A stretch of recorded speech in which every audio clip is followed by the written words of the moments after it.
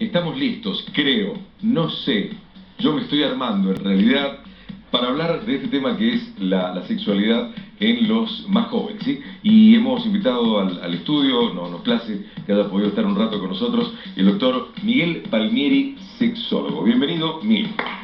Gracias.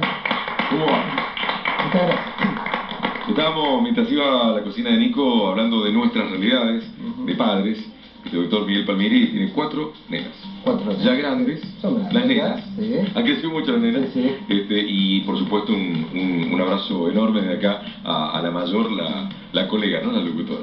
No. Sigue siendo hablar de sexo un tema tabú, me parece, ¿no? En los adultos. ¿Por qué nos cuesta tanto hablar de esto a los adultos? Y sobre todo cuando tenemos que enfrentar la charla con los más chicos.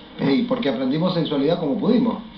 En realidad, los adultos que supuestamente tenemos que formar, tenemos mitos, tenemos distorsiones, y estamos influenciados notoriamente por la cultura. Sí. Por lo tanto, cuando nos tenemos que parar a hablar de este tema, no nos es fácil.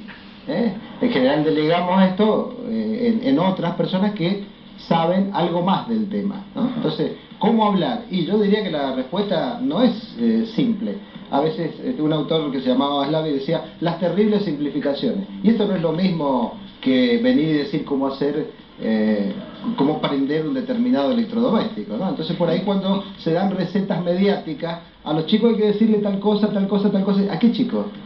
¿En qué contexto? ¿A la persona que uno ve en consultorio? ¿A la persona que está, al chico ese adolescente que ya está trabajando?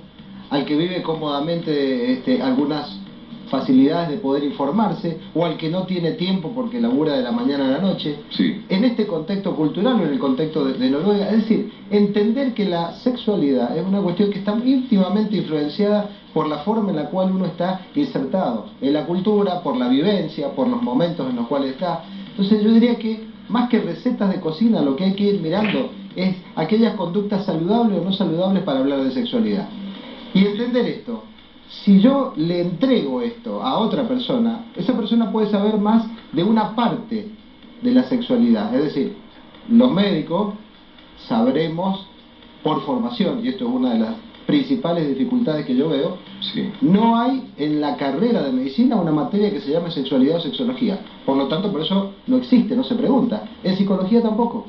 No hay una materia obligatoria de grado. Por lo tanto, si no existe dentro de la formación, ¿cómo vamos a avanzar en este tema? Esto ya marca un elemento, Sí, claro. ya lo marca. Dentro de la educación, por ahí presionamos a nuestros docentes dándole un curso. Ahora, fíjate, Coco, para hacer un curso de educación sexual que sea reconocido por las federaciones latinoamericanas, por ejemplo, de sociedades de sexología, Sí. se necesitan 200 horas. Sí. Y a los docentes les damos cursos de 20, 30, 50. Pero además el tema es ese docente que tiene mitos, que tiene cosas no resueltas con su propia pareja, con su propia sexualidad, lo pongo enfrente de alguien para hablar de sexualidad. Y lo pongo enfrente, no solo de un chico, a veces lo pongo enfrente de un adolescente. Por lo tanto, para mí el tema fundamental es, primero, difundirlo, poder conversar. Este tipo de programas son fabulosos porque ustedes tienen la posibilidad de llegar mucho más masivamente que a lo mejor el lenguaje técnico de nosotros o de un psicólogo, ¿no? Entonces, esta educación informal que ustedes hacen, o información sana, porque hay información sana e información que no es sana. Claro. O dice, los chicos hoy día tienen sexualidad muy temprana.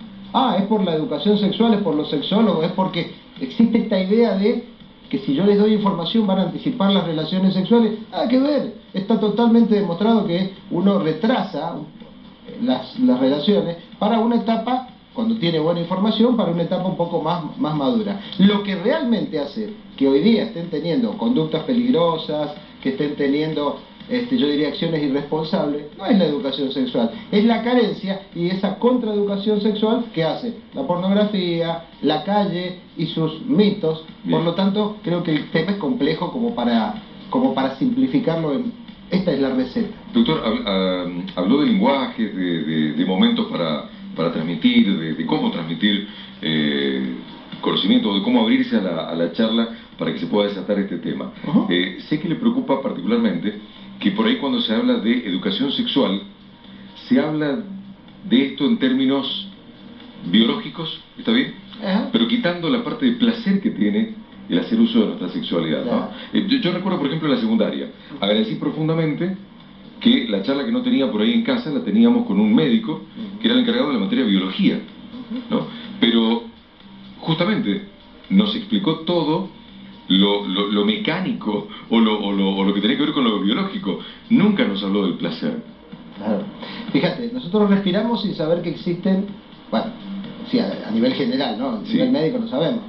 Alvéolos, bronquiolos, tenemos funciones digestivas y comemos sin saber que existe una hormona que se llama gastrina y no nos pasa nada. Sin embargo, cuando hablamos de sexualidad, hablamos del aparato genital masculino, del aparato genital femenino, y decimos estamos dando educación sexual. No, estamos dando un informe biológico de los órganos reproductores, y ahí está uno de los puntos.